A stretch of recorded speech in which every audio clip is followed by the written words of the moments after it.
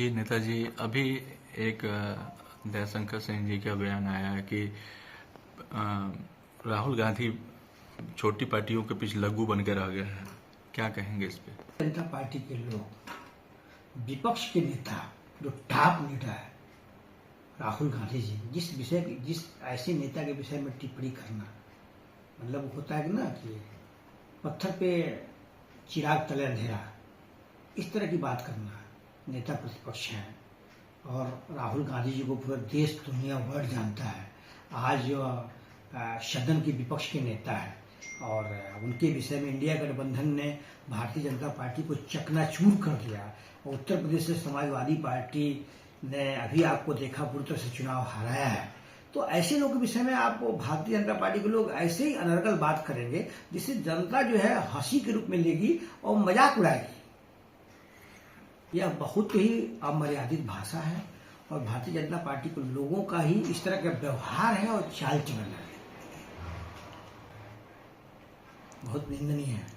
जी, देखा जाता है कि अखिलेश जी इस समय बिहार के चुनाव को लेकर तेजस्वी यादव के फेवर में है। क्या लगता है कैसी सरकार बन पाएगी इस बार? बिहार में भारतीय जनता पार्टी का सफाया होने जा रहा है।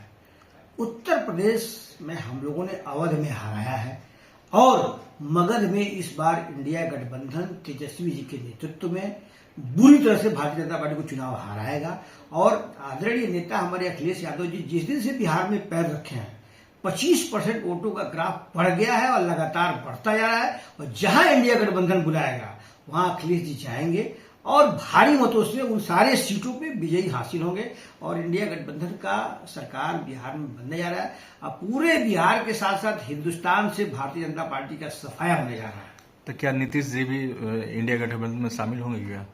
ये तो नीतीश बाबू जाने और बीजेपी के लोग जाने, लेकिन इतना जरूर है कि नीतीश जी को बीजेपी वाले मुख्यमंत्री नहीं बनाएंगे। उनको एक झांसा दिए हैं, उसका प्रत्यक्ष दिखाई दे रहा है कि महाराष्ट्र में ऐसे व्यवहार किया उन्होंने, मुंबई में आप देख ही रहे हैं, और मध्य प्रदेश में ऐसे ही व्यवहार किया।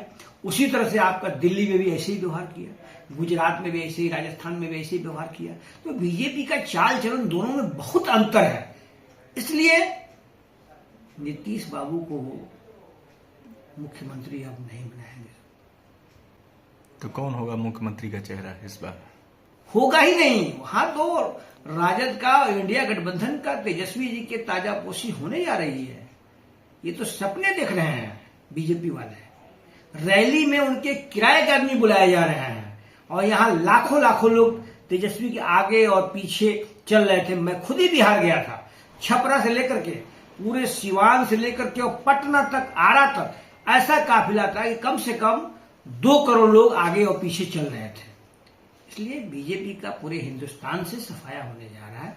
बीजेपी को लोग बस एक अहम है जाने हैं। भारतीय जनता पार्टी की सरकार पूरी तरह से फेल है। यही जो बीजेपी सरकार के तत्कालीन मंत्री हैं, जब बलिया गए थे तो बोले कि एक भी मवेशी और एक भी आदमी मरे नहीं है, जबकि बलिया में हजारों की संख्या में मकान गंगा और घाघरा में विलीन हो गए हैं, जिनको एक भी आदमी को मुआवजा नहीं मिला। और मजे की बात, आदमी भी काफी मरे हुए हैं और जानवर भी काफी मरे हुए हैं। बीजेपी सरकार 9 साल में बाढ़ क्षेत्र में कोई भी एक भी काम नहीं किया है जो जनता के हित में हो, जनमानस में हो। वो तो कुछ गांव के लोग और आसपास के लोग अपने बचने का संसाधन करके और अपनी जीविका अर्जन कर रहा है। बीजेपी सरकार पूरी तरह से फेल है और सिर्फ देखा दिखौटी इनका काम है। देखा जाए तो चक्की नौरंगा जो भगवानपुर गांव है, पूरी जमनिया बिहार साइड में पड़ता है, इधर चक्की नौरंगा है, जो स्थिति बड़ी खराब हो चुकी है। वहाँ के 125-30 मकाने पानी में विलीन हो चुके हैं, लेकिन अभी उन गांव वालों का कहना है कि वहाँ पे कोई व्यवस्था नहीं हुई है अभी पुख्ता, जो जिससे हम लोग को राहत मिले।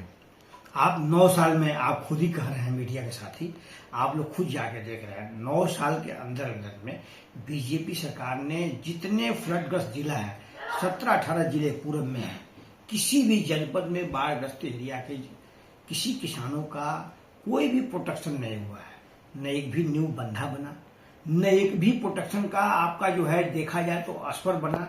और गंगा जी को खाली सफाई के नाम पे गंगा जी में कितनी हेरा फेरी हुई है इस भाजपा के शासनकाल में, वो आने वाले में जनता उनसे जवाब पूछे।